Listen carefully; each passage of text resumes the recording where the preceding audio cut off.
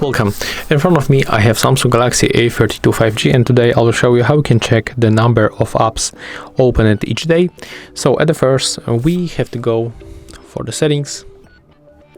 Next we have to find Digital Wellbeing, and right now we have to enter for the app that we want to check. So for example, let's go for the settings, and when we scroll down we can find how many times we opened settings. So as you can see, yesterday it was around 3 times, and today it's around 20 times, right? And if you want to check other apps, you have to go right here and then just check it very easily. And here we got also other apps, other features like screen timers, app timers. And by the way, if you enter for the app timers, and you got here all apps that you have on your smartphone, so from this position you can also check how many times you opened each app.